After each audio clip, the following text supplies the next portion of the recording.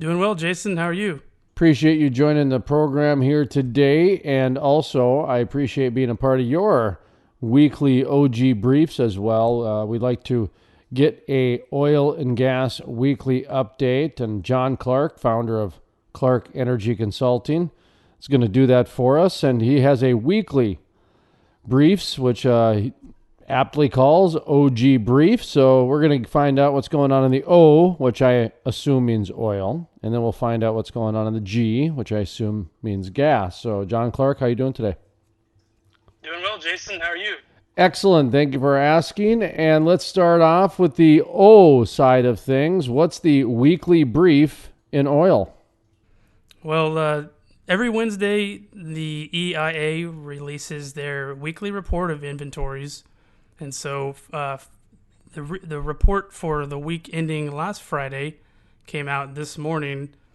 The analysts expected a 400,000 barrel build, and the EIA actually reported a 2.5 million barrel draw for last week. So the inventories were down. Following the oil price, we actually saw it sell off a little bit this morning, dipped below $58 a barrel, but leveled off somewhat compared to what we saw last week as General Soleimani and oil prices reached $65 a barrel and ultimately sold off. We dipped below $60 per barrel for the first time this year. And actually today, the Organization of Petroleum Exporting Countries, OPEC, released their monthly oil market report. And it actually stated that they increased their forecast for 2020 world oil demand growth by 140,000 barrels. So they expect there to be a growth of around 1.22 million barrels per day. And they also nudged their global economic growth forecast to 3.1% for 2020, while cutting their production growth estimate by a slight 34,000 barrel per day mark to 2.17 million barrels per day. So that's interesting, and I think there's a few dynamics. I had a chance to read through it briefly. We can cover this more next week as well, but OPEC sees oil prices or oil demand growing as a result of a strengthening global economy. Tomorrow, the International Energy Association, or IEA, they'll release their monthly oil market report, and so we can talk more about that next week. These are two reports I follow every month in addition to the weekly inventories number, and gives a little bit of an idea on supply and demand. You know, we hear a lot through traditional media channels about supply, and especially with shale supply being so strong. We don't always hear about demand, and these two reports are good indicators of demand and kind of the global economy. Jon Clark, founder of the Clark Energy Consulting. Sorry, the OG brief. I got oil and gas weekly update, which I always forget to mention. That's what we're doing right now. It's the Crude Life Oil and Gas weekly update. Jon Clark, the founder of Clark Energy Consulting, just giving us the oil part, the O of the weekly OG brief that he puts out with his organization. Now I'd like to transition to the gas side of things. You know, you mentioned the demand side. Of course, Mexico has just been waiting for us to open up our pipeline so we can get some natural gas down there. So natural gas is in demand, but these pipelines need to get built. I'm not sure what your microcosm and the weekly report says of the gas update. I know what the existential and the 5,000 foot view is, but what's going on the weekly update on the gas side of things?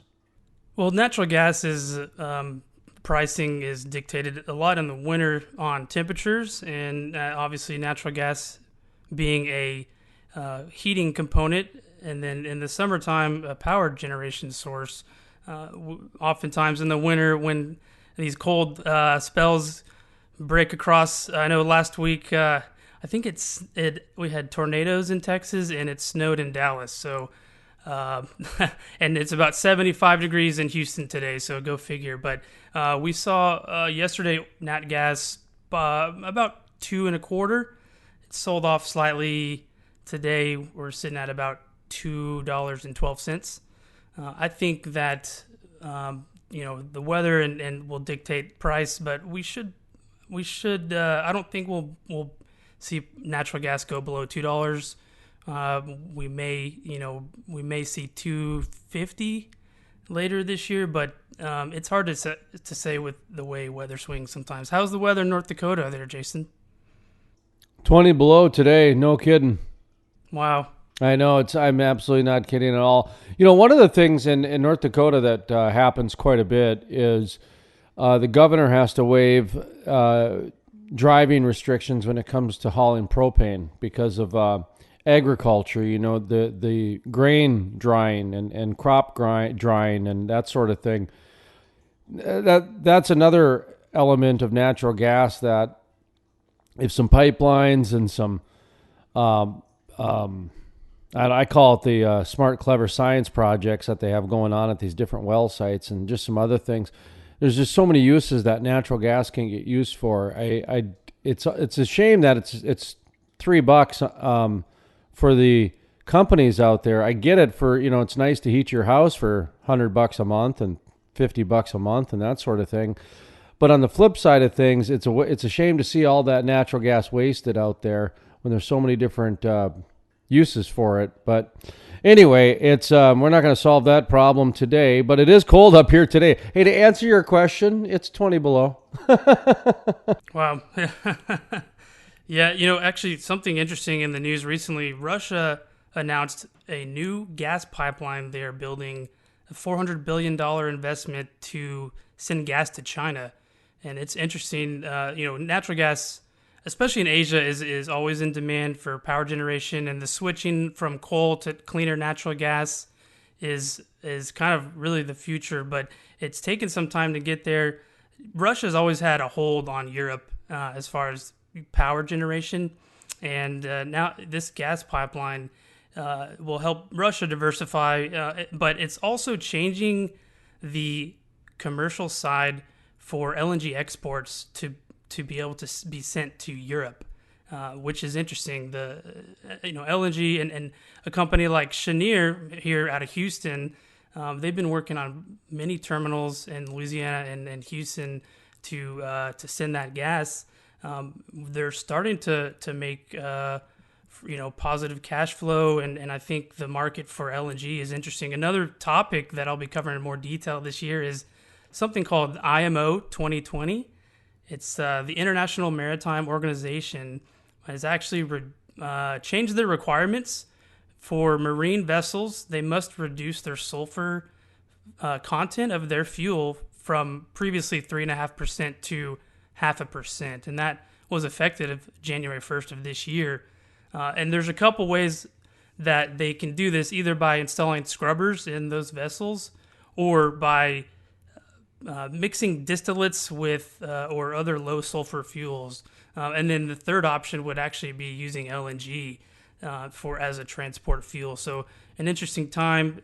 There's actually a fun fact. There's more oil. The weight of the oil that's transferred across the oceans is actually more than the weight of all the fish in the sea. So that's how big we're talking about. And then the recent attacks in the Middle East, I think the forecast for this year, which I'll be talking more about next week, my outlook for 2020, there is a component of geopolitical risk and obviously what's going on in the Middle East. So stay tuned for that. Jon Clark, founder of Clark Energy Consulting. Yeah, I tell you, once the pipelines down in Texas, the Permian, Corpus Christi, over in even Louisiana, Lake Charles, when those processing petrochemical plants get finished, when those investments come to fruition and that pipeline gets opened up to Mexico, and you're going to start to see a whole new market open up. You mentioned the Russia-China pipeline. That's going to change everything. Natural gas, in my opinion, is about the safest investment when it comes to fossil fuels and almost any energy, actually, because I just saw today where another solar plant they're shutting down because they figured out that they can't make it work and they can't have any use for it now because the technology is too old, and wind energy is having its issues as well, and coal and crude oil have been fighting their battles and everything. Natural gas, though, you only got one hydrocarbon there, so I mean you're pretty clean. You're pretty clean, and that's I think going to be the kind of the compromise.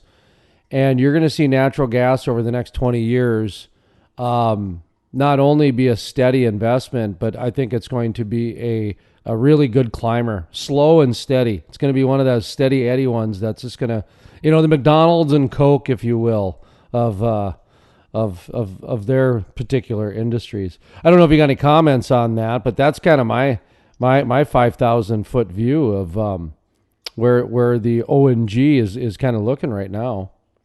Absolutely. And, I recall when I first went into the oil and gas industry in '08, I recall natural gas prices being almost $10 an MCF. And then we discovered shale in the Barnett and in the Marcellus. And now we're awash with natural gas, but it's abundant in our country. And it's a clean, cheap energy source. The rest of the world is, the majority of the world is still burning dirty fuels like coal and even oil in some parts, or some places don't even have energy. And I really see natural gas as being a solution, and not just a bridge fuel, but a destination fuel for the future.